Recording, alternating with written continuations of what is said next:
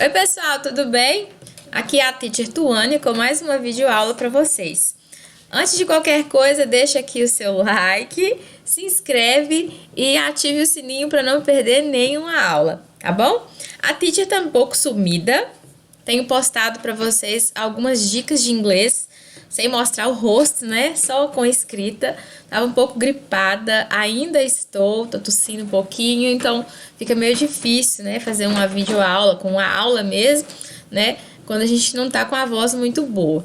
Mas eu fiquei de fazer para vocês uma série de vídeos, né? Com o verbo to be, da forma afirmativa, forma negativa. Agora, um vídeo com a forma interrogativa e com as short answers. As short answers são as respostas curtas que a gente utiliza para o sim e o não, né? Basicamente, o nosso sim e não da língua portuguesa.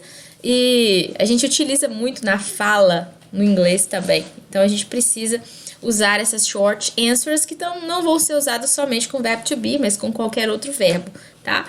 Mas começando aqui, né, a forma interrogativa, para quem não assistiu os outros dois vídeos que eu postei sobre o verbo to be, na forma afirmativa e na forma negativa, eu vou deixar o link dos vídeos, né, das videoaulas aqui na descrição, e aqui no canal vocês vão encontrar também uma playlist só com os vídeos, né, falando sobre o verbo to be, tá bom? Quem perdeu as outras duas aulas, volta lá, assiste, porque tem muita coisa importante das outras duas aulas que vão influenciar nesse vídeo aqui sobre a forma interrogativa, tá bom? Então vamos começar. Deixei aqui para vocês no slide a forma interrogativa. Vocês vão ver que é muito fácil, muito fácil mesmo, mais fácil do que vocês imaginavam. O verbo to be, ele tem uma característica que todos os verbos auxiliares, a gente chama de verbo auxiliar. Esses verbos na língua inglesa que não necessitam de um outro verbo para complementar o sentido deles. Por exemplo, quem já estudou o presente simples lá dentro da língua inglesa sabe que a gente tem dois auxiliares lá para fazer uma frase negativa e interrogativa, né? É o do e o does. E no passado simples a gente tem o did como auxiliar da forma negativa e interrogativa. E se a gente for estudar, por exemplo, o present perfect, que é o presente perfeito, a gente vai ter lá um verbo auxiliar também, que vai ser utilizado na forma afirmativa, na negativa e na interrogativa, né? Nesse caso.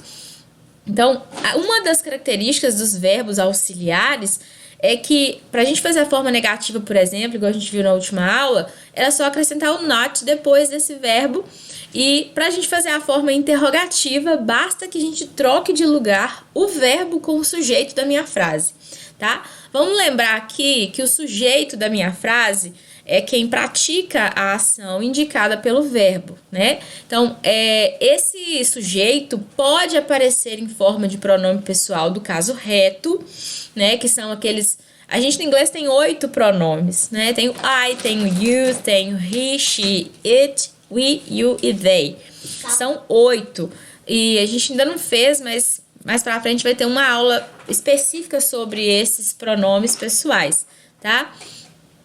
Então, o sujeito da minha frase pode vir em forma de pronome pessoal, pode vir em forma de substantivo, ou esse substantivo vai estar no singular ou no plural, e também pode vir em forma de nome de pessoa, nome de lugar, nome de animal, tá? Então, vai depender muito, mas eu vou saber que para fazer uma pergunta com o verbo to be, eu vou ter que trocar o sujeito da minha frase de lugar com o meu verbo. Deixei alguns exemplos aqui para vocês.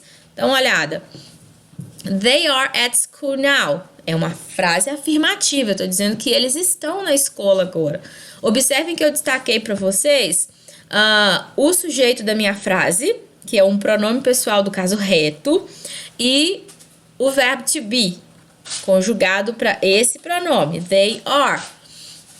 Para eu transformar essa frase afirmativa em uma frase interrogativa, ou seja, numa pergunta, basta que eu troque, inverta a posição do verbo com o sujeito e que eu não esqueça de colocar um ponto de interrogação aqui no final. Vamos lembrar também que no inglês Para eu fazer uma frase interrogativa, vai muito da entonação, tá? Que eu vou colocar, no português também, né? Vai muito da entonação da gente. Na fala, a gente vai se preocupar com essa entonação e com essa troca, né, do verbo com o sujeito. Não vamos esquecer do pontinho de interrogação aqui.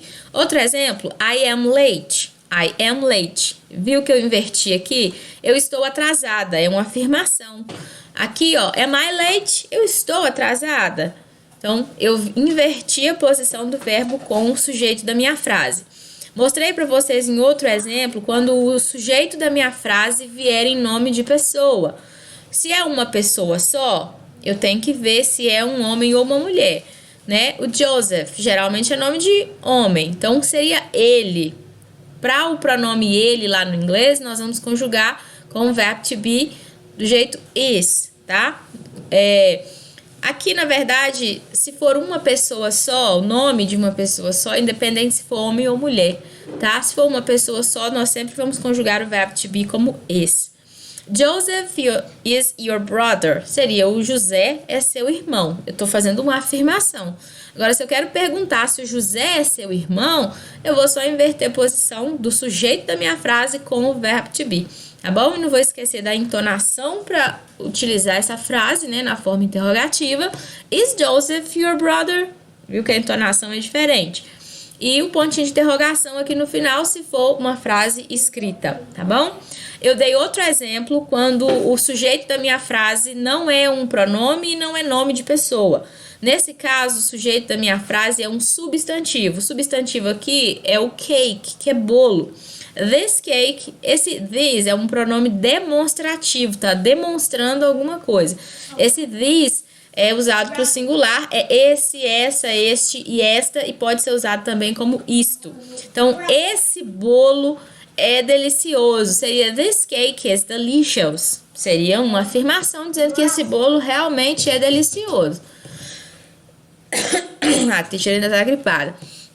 Se eu for utilizar essa frase aqui como uma pergunta, eu vou trazer o verbo to be para o início da frase e o meu sujeito, tá? Ele inteiro. Todo o sujeito, o componente ali, as palavras que fazem parte do sujeito da minha frase. Is this cake delicious? Esse bolo é delicioso? Tá gostoso? Tá? Então, desse jeito aqui que nós vamos fazer a nossa frase interrogativa. Apenas inverter o verbo to be com o sujeito da minha frase. Tem gente que vai explicar que a gente tem que trazer o verbo to be para o início da frase. Nem sempre a gente vai colocar o verbo to be no início da frase, porque pode ser que apareça na minha frase um pronome interrogativo. A gente ainda vai chegar nessa fase de ver os pronomes interrogativos. A gente até chama eles de double-edged words, que são palavras que começam com W, H, e que são usadas em perguntas, né? A gente tem de exemplo aqui o where, que é onde, tem o who, que é quem, what, que é o que ou qual. Então, esses pronomes, não só esses que eu citei, tá? São vários. Eles são pronomes interrogativos e quando eles aparecem numa pergunta, eles geralmente iniciam essa pergunta e o restante de mudança que a gente tiver que fazer na frase vem depois desse pronome, tá? Eu falei geralmente aparecem no início, porque a gente vai ver casos de perguntas em que o what, por exemplo, vai estar lá no final, tá?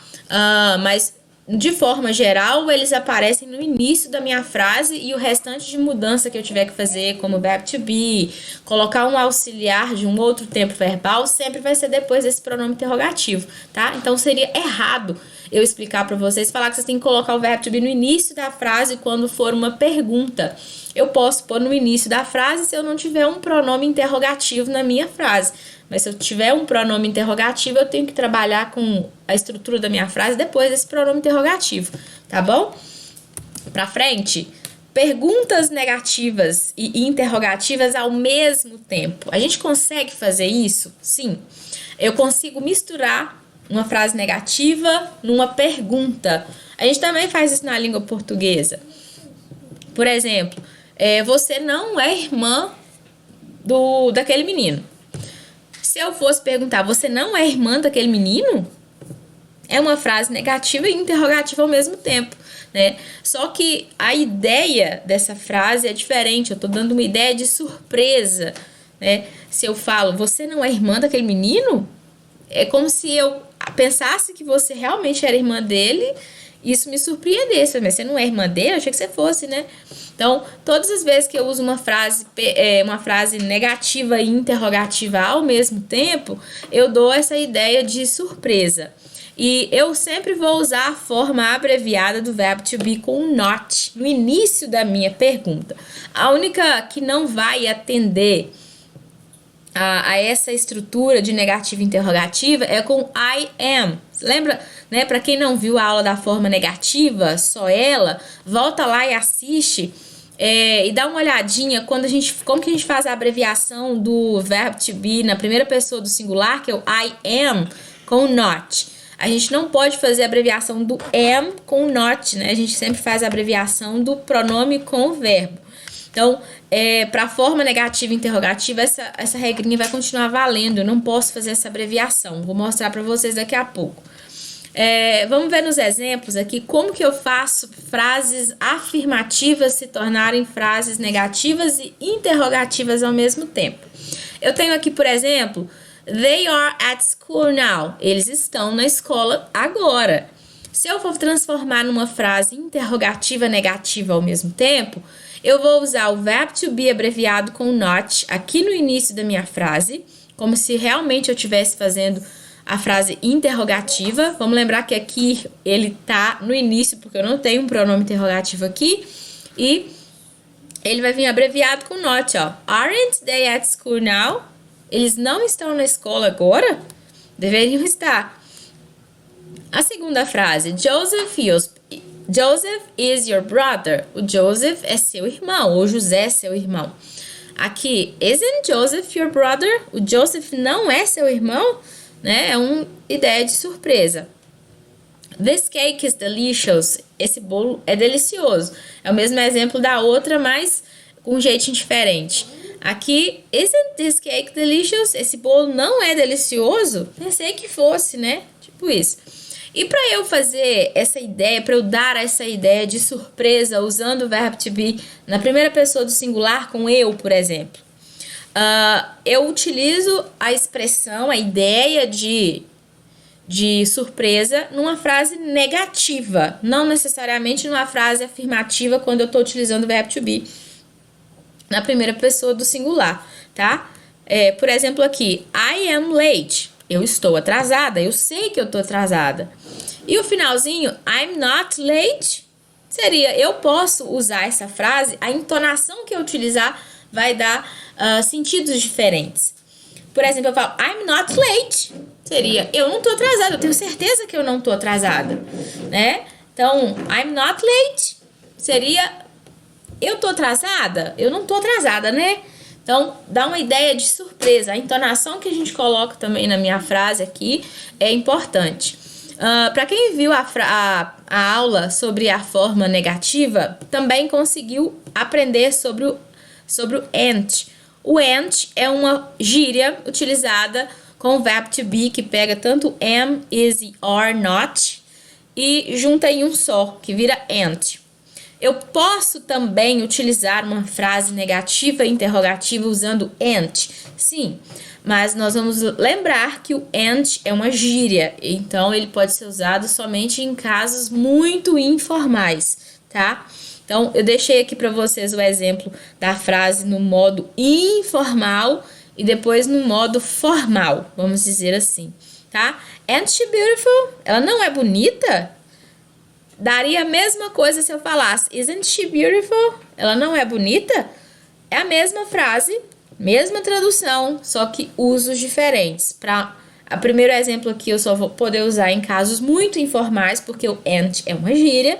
E a segunda frase eu posso utilizar em qualquer situação, porque é uma forma formal, né? Forma formal ficou estranho, né? Mas é formal, tá bom? Então, essa é a aula de hoje. Se você for com alguma dúvida, deixa aqui para mim nos comentários qual foi a sua dúvida, qual é a matéria que você está com dificuldade lá na escola, dentro do inglês, que você gostaria de ouvir uma outra explicação, tá bom? Deixa aqui pra mim nos comentários qual é a sua dúvida. Eu aguardo vocês na próxima aula. A próxima aula também vai falar sobre o verbo to be, porém as short answers, somente isso. Não esquece de curtir esse vídeo, tá? E não se esquece de se inscrever e acompanhar tudo aqui no nosso canal. E com Deus!